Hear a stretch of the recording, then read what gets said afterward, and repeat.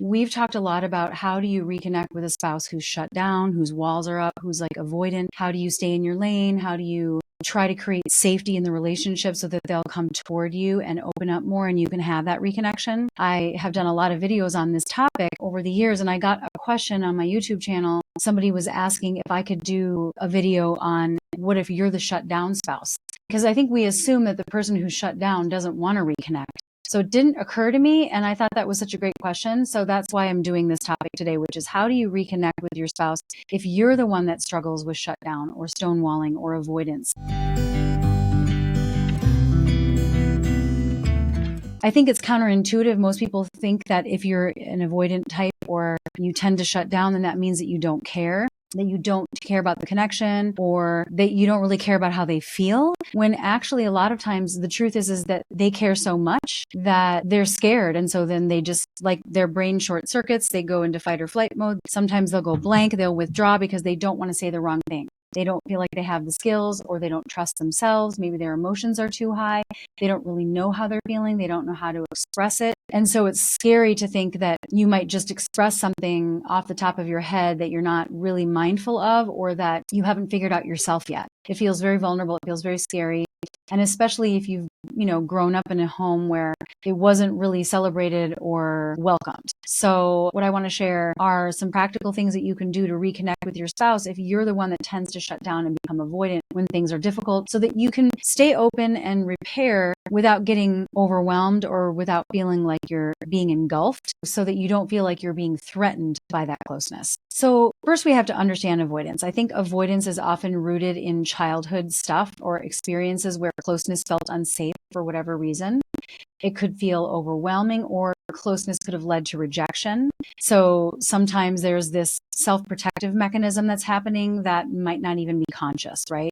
So it's not really about caring. It's about caring so much that the nervous system gets flooded and then there's shutdown. So that's important to keep in mind if you're the spouse who's wanting the connection and your spouse is shut down. And if you're struggling with that avoidance piece, or you've been labeled an avoidant, or you really identify with dismissive avoidant traits, it's helpful to know that if there's a part of you that's if you're even listening to this right now, there's a part of you that feels like that's not working for you. And so you do care, and it really is just a skills issue, and it's an emotional regulation issue. And the good news is this can be changed in a way that feels good to you.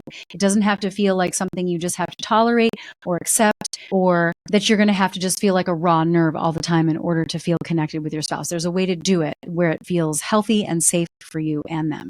So if you are somebody who tends to pull away during arguments, maybe you just stop talking. You just kind of like maybe go along with it, but you're not really saying what you really think. And then later on, whatever you agree to, you don't really have ownership over. And then that comes out sideways.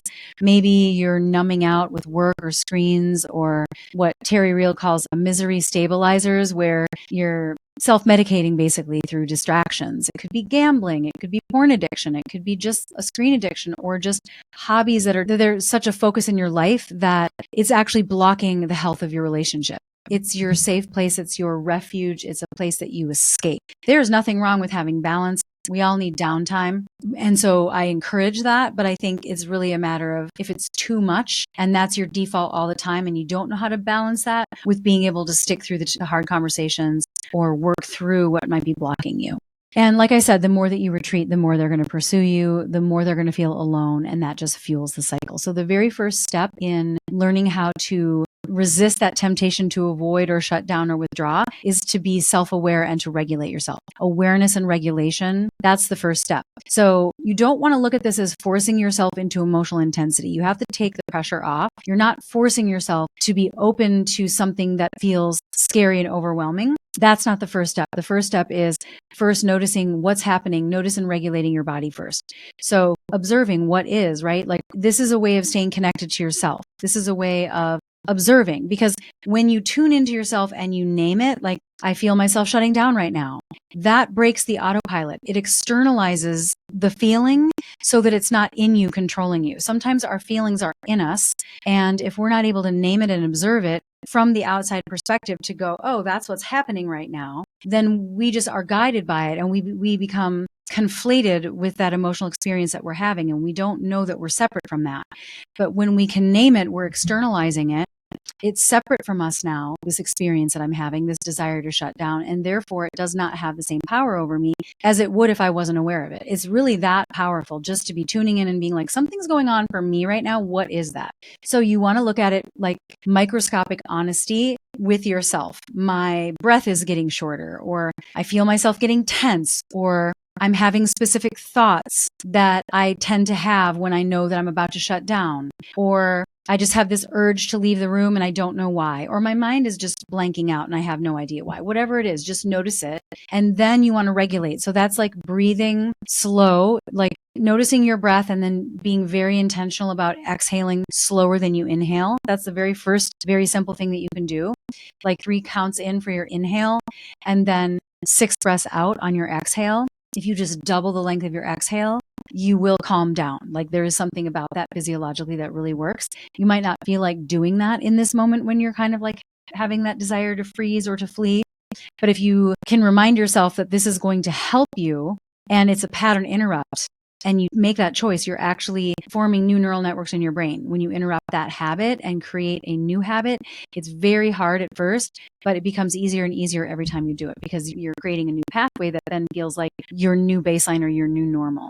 The other thing you can do is ground yourself. That means like literally feeling your feet on the ground, noticing the room or your hands on the table or your seat in the chair, right? You can feel where you are connected to your physical space. And so that's a basic mindfulness technique. It's getting yourself out of the meaning making and getting yourself out of the thoughts that you're having and away from your perceptions of danger and bringing your attention to what is real and safe and non-threatening right in this moment. I know that sounds really simple and it feels like it should be harder than this, but it really isn't. It really is that easy. You might want to step outside. You might want to get some fresh air. You might want to walk around the block. But it's really important that you first regulate before you communicate. Because if you don't regulate and you're operating from survival mode, you can be sure that you're going to just do what you always do. So if you want to do a pattern interrupt, you have to start with this observation and regulation. Once you've tuned into yourself and you've been able to name what's happening to you internally, and then you've regulated yourself through breathing or grounding, then you can pause without disconnecting from your spouse. So instead of just doing the thing where you walk away, you can say, I just need 10 minutes to calm down, but I will come back. I'm noticing I'm getting sort of, I don't know, something's going on for me and I just need to figure it out before I react. So you're protecting the relationship.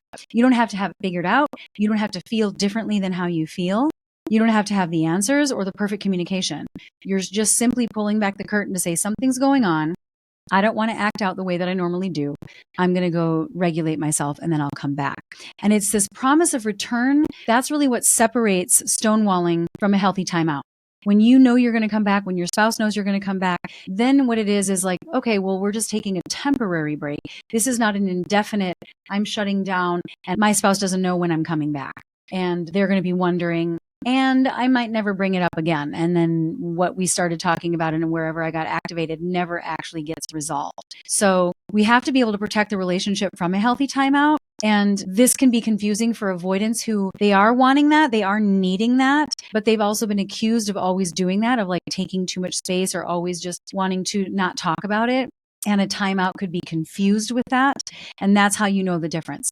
It's stonewalling when there's no promise to return and you don't actually return. It is a healthy timeout and a protective factor for your relationship if you can call it out, speak to them, and you could even just have a code word. Maybe you are so triggered that you can't even say, I'm feeling dysregulated right now. I need to leave the room, right? If you could say that, you might not need a timeout. So you just, you find something for the two of you that is a code word, like just simply timeout or any word you want to use. And you know that that's what that means.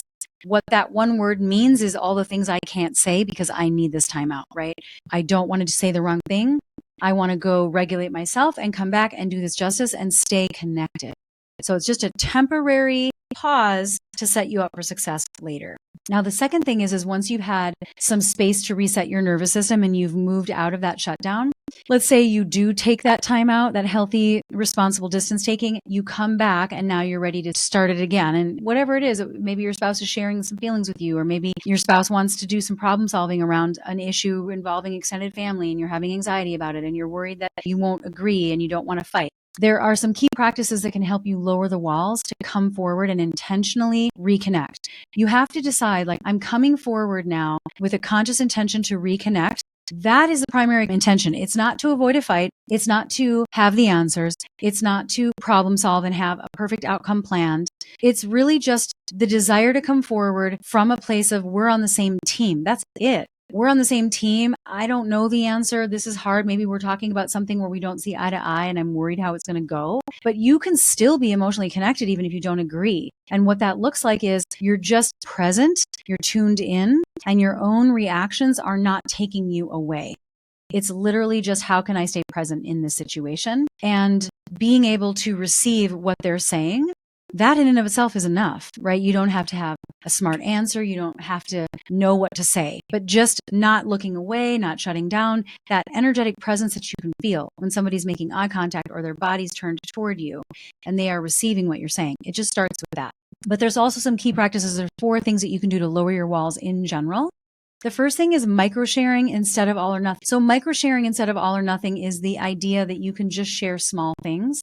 It's a baby step and it's enough. Because we think if we're not ready to like have some unbridled self-expression or dump it all out, get it all out. You don't have to do that. You can just start with one thing that you're struggling with, one thing that you're noticing. When we talk about this, my heart starts beating faster. That's an example of microscopic honesty. And you can just do a small disclosure. Like another example would be when that happened earlier, I started to feel really tense and I felt like I wanted to leave. I don't know why. I'm working on that, right? I was worried I would let you down. I felt like I couldn't say anything because I didn't want to make you mad and I'm scared and I didn't know how to say what I wanted to say. Or whatever it is, right? You have to be vulnerable though. You have to be willing to open up a little bit. That's the trick. But when you give yourself permission to be like, it doesn't have to be all or nothing. It can just be one thing, one small thing. It feels a lot more doable and a lot more accessible. And these small steps of vulnerability, these little things that you share will add up so much. Because if your partner has been wanting more connection from you, they're going to be grateful. They're going to be so glad that you shared that. And it's going to go into the air that you breathe, right? There's going to be more goodwill. And that just in and of itself is going to feel really good. It's going to feel safer for you to continue. And you sort of develop momentum from that. The second thing you can do in terms of small practices that you can incorporate to connect with your spouse when you tend to be the avoidant is to practice curiosity before defensiveness. Now, this is easier said than done, but how can I be curious instead of defensive? Instead of avoiding your spouse's emotion, if you are triggered by emotional intensity, if you are triggered by the fact that your spouse has a negative emotion because it might be connected with you, even though it might have something to do with the meaning that they gave it or their own history or their own circumstances, right? If you can just set aside any need to make it about you or defend yourself, even if it is connected to you, just get curious, right? Like, tell me more about how you felt. What did that mean to you? Say more about that. What was it? How can I help? And again, you don't have to fix, you just have to be present and show curiosity. A simple question, one question that shows that you are wanting to understand will go a very, very long way in lowering your own walls, right? Because it's not as threatening when it's coming from you, right? If we are putting up a wall because we don't want to hear what they have to say, well, it's a very different story and they're trying to like tell you something that you're not open to. But when you're flipping the script and you're like, I'd like to hear more about that. Not only is that a pattern interrupt for them to be grateful and very intentional about how they do communicate while they do have your ear, but also for you just to see it's not that hard and you don't really have anything to lose. There's nothing to protect from unless they're really verbally abusive to you. In that case, you would need really good boundaries. And I wouldn't recommend staying in a conversation that's verbally abusive or unbridled or toxic. But if you know that you just get activated by any negative emotion, just remember all I have to do is be curious and all I have to do is understand, and we'll figure out what to do with that later. The other thing you can do is bridging language, and that's basically phrases like, I want to connect, but I'm struggling. I really want to be on the same side with you, but I feel like this is me versus you. Or I'm here and I really want to stay connected to you. I'm just really quiet and I'm not sure what to say. Literally that. That's an example, again, of microscopic honesty, but it's bridging because it's saying, this is where I am, but this is where I want to be. You're explicit about your intention to meet them there, to hear, to take it in, to be connected, to stay close. That is my intention. I want that with you. And right now, this is what's in the way internally. So even that is an act of connection. It's like, that's connecting. You don't have to feel great all the time to be connected. You just have to share whatever it is. It's like, come as you are and pull back the curtain and say, this is what's going on for me. So bridging phrasing like that can really reassure your spouse that your silence or your struggle or your pausing before you're formulating, they might be reading into that. Like, oh, they hate what I just said, or they're going to read into it, especially if you're doing things differently. They're going to anticipate old story ways of behaving. So you have to be very clear and reassure them that your silence is not rejection, that you're on board, and that this is just where you're at right now. And they will be grateful for that. And then the final thing that you can do is to schedule safe connection time. So you build into the relationship times that you know you're going to connect in a positive way that is a non-threatening time. Because a lot of times, that connection, we don't even broach the connection. Avoidant spouses don't even broach the connection, or even the spouse that feels shut out won't broach something because they're afraid of how it's going to go. And because they're in disrepair, because they're in disconnection, they feel like we have to resolve that before we can be close. But actually, it's the other way around. You set that aside for a minute. You say, we'll get to that later. Let's build in some connection in the meantime that's safe. Once a week, we're going to go out to dinner. We're going to do something fun where we don't talk about any hot button issues. We don't talk about the thing that we didn't resolve, the thing that's under the surface. We're not going to talk about that. We're just going to have fun, build some goodwill, connect, have a blast, feel close again. And then when you have to tackle the harder conversations, you have a little money in the bank. You have some good feelings between you that will allow you to hear each other. Not only are you more intentional about how you communicate, but you also receive what they're saying with more grace. So you could just start with like 10 to 15 minutes. It wouldn't even have to be going out to dinner once a week. It could just be 20 minutes where you put your phones down, you catch up on your day. Maybe you could share gratitude with each other. Maybe you could highlight what you appreciate about them this week, or what you noticed that they did, that they contributed, like just expressions of appreciation and fondness and admiration. It's clear. There's no pressure. I think that for avoidant partners, this is really helpful because you have you have structure, but then you have less anxiety because there's no pressure, right? When you lower the pressure, you free up emotionally. And the structure is what allows you to do that because you know this is already built in. You know you have an opportunity to create connection with your spouse around something that maybe isn't connected to more of a threatening topic or longstanding issue. You really want to separate those out and leverage the opportunities for connection that are low stakes so that you have what it takes to stay connected around the things that are high stakes. And then one other thing I want to mention too that I think is really, it's a mental reframe about intimacy. The long-term approach to breaking patterns of avoidance is to really reframe what intimacy actually is. So what I'm describing is sort of short-term approaches that you can take. But the long-term approach is, how do we redefine what closeness even means? You have to change the meaning of what that represents, because a lot of avoidant partners, and maybe you can relate to this, really equate emotions with danger unless they're not explicitly positive emotions. And even really positive emotions can be threatening too sometimes for avoidance, because it's like, I don't want to lose that. And so I'm not even going to allow myself to have it, because if I have it, then I could lose it. And so it's like a self-protective mechanism. So you just want to reframe that emotions are signals. They are not threats. Emotions are signals. What are they telling me? If you get curious and you look at them as signals and not as threats, you're going to stay open and you can resist and override that urge to shut down. The emotions are going to show you where the love is, where the fear is, where there's longing, where there's opportunities to clear the air and get closer. And if you can also think along these lines that vulnerability is not weakness, but vulnerability is the bridge that allows you to be known. It allows your partner to know who you really are, even in your struggles, even in the things that get in the way of the connection. And if you can show that and feel not judged in that situation and still loved, even though you're really showing who you are, it's scary. But when you can do that, you feel so much safer to share in the future, right? So it sort of breaks the glass ceiling in your mind and you realize, oh, nothing really bad is going to happen. And so just give yourself permission to be vulnerable. And vulnerable just means that you're sharing something without knowing the outcome of sharing it.